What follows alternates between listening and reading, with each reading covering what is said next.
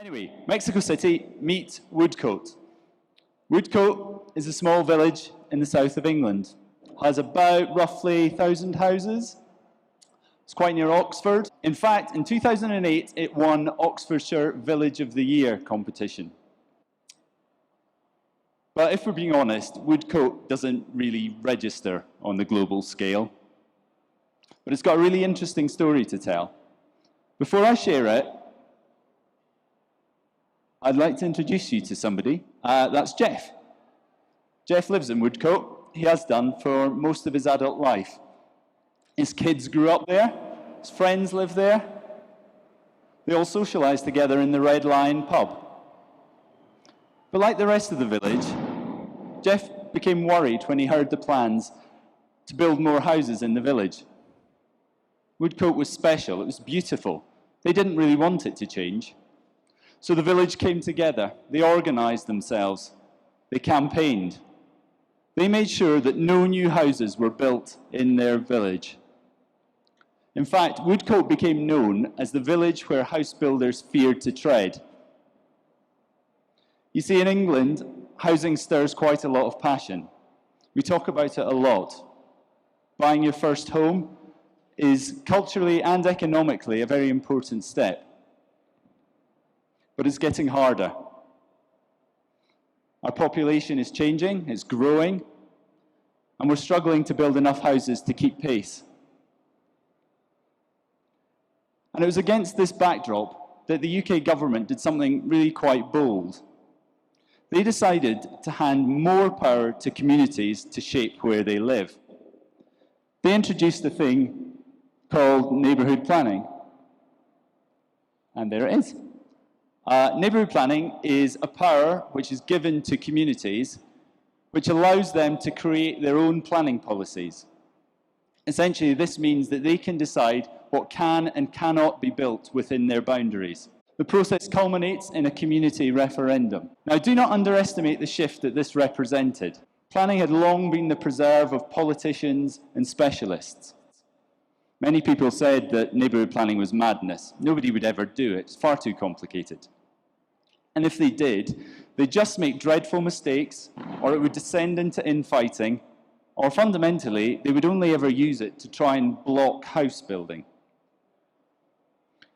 We, as policy officials, we did what we could to help. We introduced financial and expert support for the communities.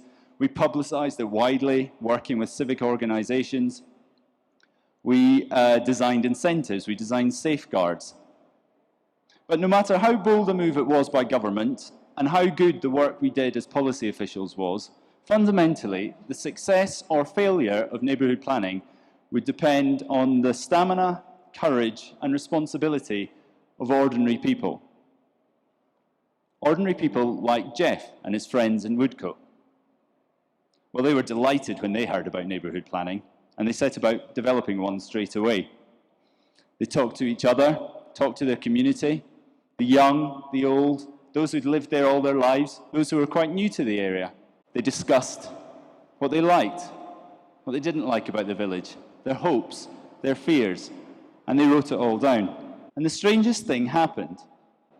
Woodcote, famous for opposing any form of new housing in their village, agreed to and voted for many more new houses. So why this sudden change of heart? Well, quite simply, the community, through those conversations, had come to realise that they weren't actually that worried about housing after all. No, instead what they were worried about was a lack of homes for young families and the elderly. They were worried about the poor state of their local facilities. And they were most worried about the risk that Woodcote might slowly start to shrink and eventually die. Now, this is a remarkable turnaround, and even more so when you consider the figures that sit behind it. 60% of that community came out to vote in the community referendum, with 90% of them voting yes to more housing. Now, you should all be inspired by Jeff and his friends. I certainly am. But in turn, they've been inspired. Neighbourhood planning has been a real catalyst for action in that community. They are now alive with a common purpose, not united against the shared enemy. You see, it would be easy for me just to talk about Jeff and Woodcote. It would be a mildly interesting story, but there's so much more to it than that. Those guys are heroes, but they are far from the only ones. As you can see, neighbourhood planning has taken off across the country. Over 15% of the country, and that equates to over 10 million people, now live in a neighbourhood planning area. It's happening in all corners of the land, in all different types of community, be they large, small, affluent, deprived, urban or rural. And they're all using it in highly innovative, different ways. Some to tackle local housing challenges, others are using it to attract business and investment, and yet others are using it to improve their local facilities and green spaces. But whatever the ultimate goal, they are all achieving it by bringing their community with them. Average turnout at referendum, 34%. Average yes vote, 88%.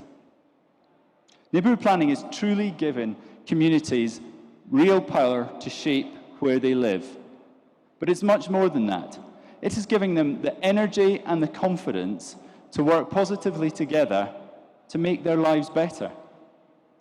People like Jeff, in places like Woodcote, are truly changing their world. So what does that mean for us sitting and standing here today? Well, for me, it's quite simple, really. If you're willing to be bold, and you're willing to invest in opening dialogue, then you can create trust, you can create understanding, and fundamentally, you can create solutions. Thank you.